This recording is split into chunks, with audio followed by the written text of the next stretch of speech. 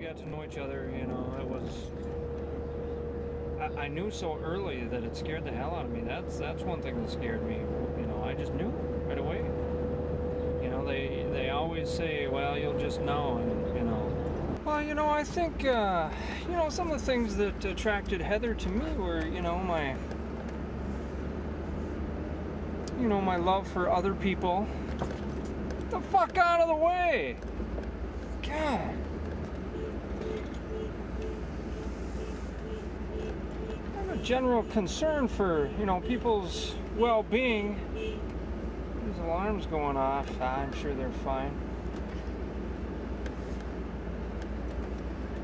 I don't know, women. You know, and I really respect the other sex. Well, you know, meeting Heather was a day of my life. You know, we dated a couple years and I figured that was enough. Time to ask her. So, you know, I started planning, said, you know, what am I gonna do? And you know, it really was one debacle after another, but you know, got her done. Well, you know, I'll tell you that, you know, there was a good couple 3 weeks of preparation, I think.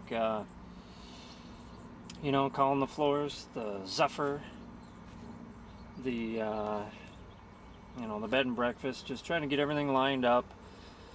You know, I think it was a Saturday. It was her birthday, her golden birthday, as a matter of fact, and it would have been what, June 26, 2004. I will say I was. I've never been more nervous doing anything, and I really wasn't nervous until, you know, I was nervous that things would go well, and you know, these people at the Zephyr would you know, pull their weight, I guess, but I wasn't really nervous about actually asking her. You know, it worked out pretty well. You know, we got to the Zephyr. They tried to make a debacle out of the thing, though. You know, they pulled us out of the line, and yeah, they when they took us out of line, they made us go sit at this bar. Go sit at the bar. Is this guy gonna let me over or what? No, bastard.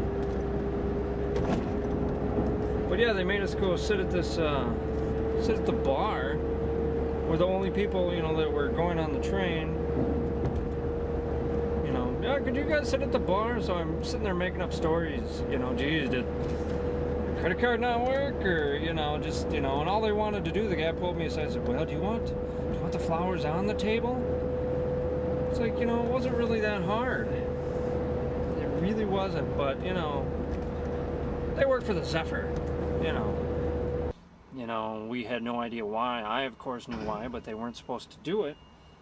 But, so, Heather hopefully didn't know at that point. She claims she didn't, but, you know, we got on the train, and sure enough, we had a whole car to ourselves, which was, Heather's not going to believe me, but we didn't pay for, or I didn't pay for that. It just worked out that way. That was very nice of them. What the hell?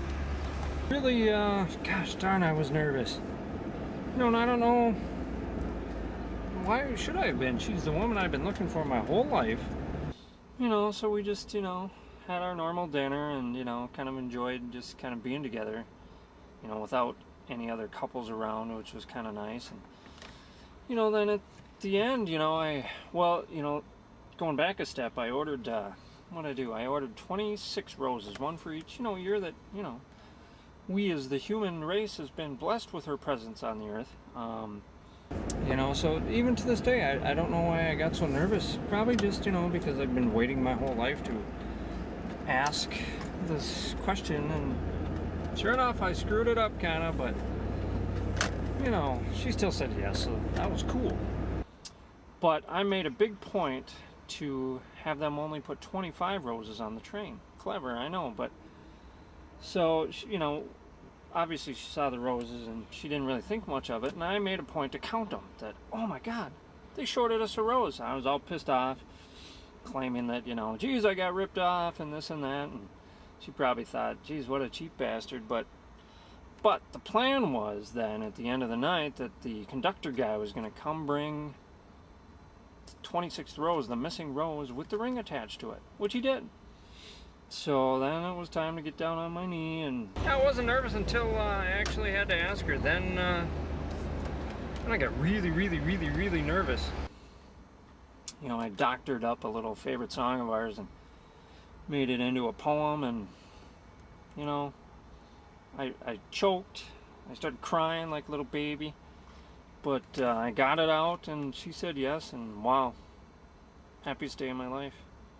Till we get married, then that'll be the next happiest. So kind of corny, my poem, you know, but I just wanted to do something that was, you know, from me, from my heart. And we, you know, we kind of have this little rhyming game that we play, and it's kind of what that was about. So, you know, hopefully she kind of dug it. And so, you know, then we went to the bed and breakfast. We whooped it up, you know, slept in our separate beds, of course, and you know, then we got back to the grind of everyday boring life, you know. And that's, you know, I think that's what it'll be, you know, once we get through the wedding.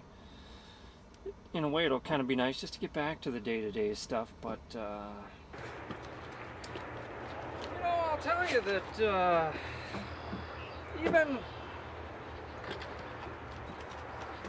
even to this day, if you can believe it, even to this day, I think about Heather even at work. Just can't get her off my mind, really. And you know, that's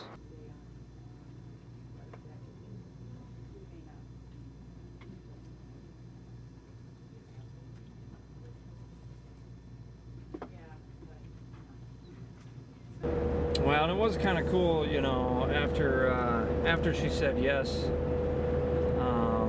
you know, I got a kiss, and then you know, the cabaret styled entertainment singers, they started singing. I don't remember really the song, Isn't It Romantic or something stupid, but that was pretty cool.